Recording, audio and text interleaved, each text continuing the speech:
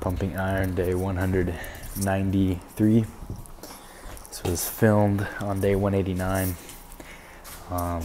Currently at the house right now. On day 189, I filmed both days in the same day because I couldn't lift. Well, I will not be able to lift on day 193, so I'm just going to film it now, and it should work out. The title will be either hammies or quads, and yeah, it should work out pretty well. Just can't lift, unfortunately. I'll try my best to lift or do any exercise where I will be at, but can't do it, so this is what you get. It'll probably be hammies, and then day 189 will probably be quads. I haven't put that out yet, but we'll be out. But yeah, I mean, there's not really point in talking about the lift I had on day 189 because, well, I already talked about that in that video, so I guess I can just talk about, I don't know, goals, achievements, something like that.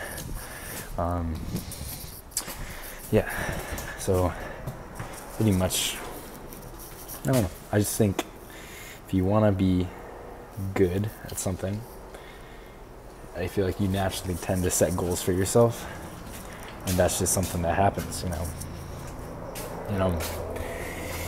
because when you're good, you want to be better. That's, natural human instinct is to want more and to want better. And so people start saying, I want this, I want that. That's pretty much what goals are. I think the one thing that separates goals from, desires would be plan of action. And I think that's where people go wrong with their goals, is they have the desire, or at least they say they have the desire.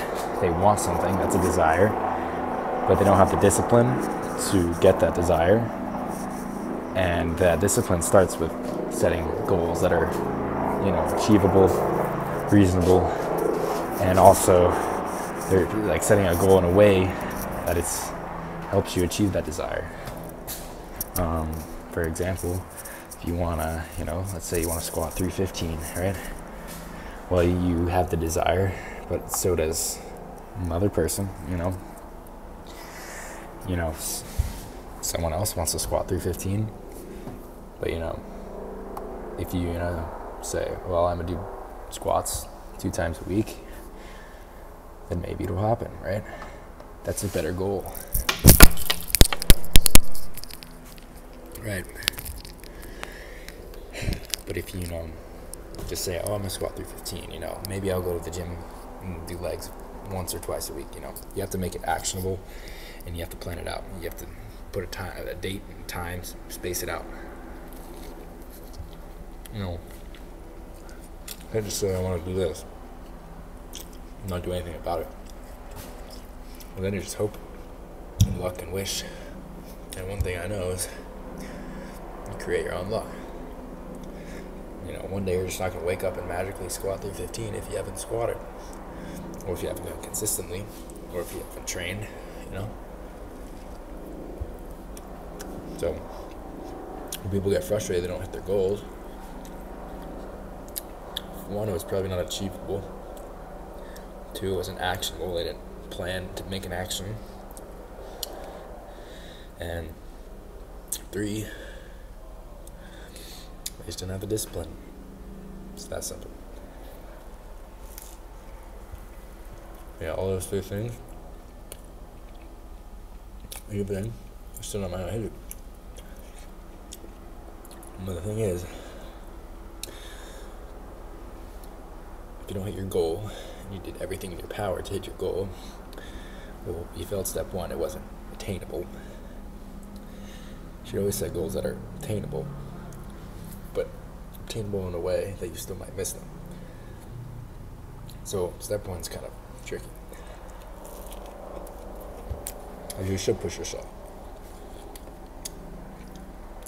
But that does happen. If you give it your all, you don't hit your goal, you shouldn't be ashamed or anything.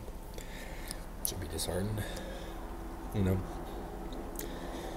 gotta acknowledge that you did your best. And your best They'll be better than someone else's best. Or maybe worse.